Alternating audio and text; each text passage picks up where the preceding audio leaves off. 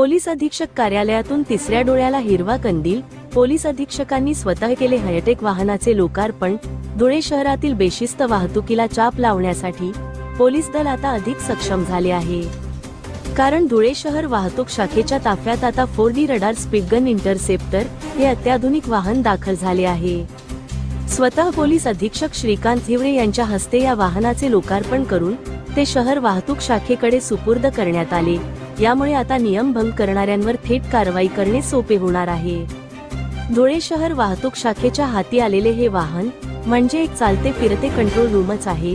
AI तंत्रज्ञानावर आधारित हे वाहन रस्त्यावरून धावताना अतिवेग, सीट बेल्ट न लावणे, हेल्मेट न घालणे किंवा मोबाईलवर बोलण्यासारखे नियमभंग तात्काळ पकडणार आहे. सर्वात महत्त्वाचे म्हणजे नियम मोडल्याचे दिसताच पोलिसांच्या हस्तक्षेपाशिवाय थेट वाहन चालकाला ई-चलन पाठवले जाणार आहे. त्यामुळे आता वाहतूक शाखेचे पोलीस रस्त्यावर कमी आणि तंत्रज्ञानाच्या मदतीने बेशिस्त वाहन चालकांवर जास्त लक्ष ठेवू शकणार आहेत, ज्यामुळे वाहतूक अधिक सुरक्षित आणि शिस्तबद्ध होण्यास मदत होईल. धुळे क्राईम न्यूज साठी अब्दुल रहमान मलिक, धुळे. धुळे जिल्ह्यामध्ये वाहतूक शाखेला 4D स्पीडगन इंटरसेप्टर हे एक नवीन वाहन आज शासनातर्फे आपल्याला डीजी ऑफिस तर्फे मिळालेलं आहे.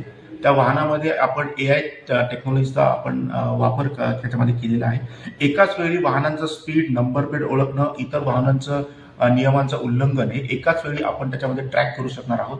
त्याच्यामध्ये NICची डायरेक्ट कनेक्शन असल्यामुळे ई-चलान देखील आपण काढू शकणार आहे. त्याच्यामुळे या वाहनाचा वाहतूक नियमन आणि कारवाई याच्यासाठी अतिशय मोठ्या प्रमाणामध्ये उपयोग होणार आहे.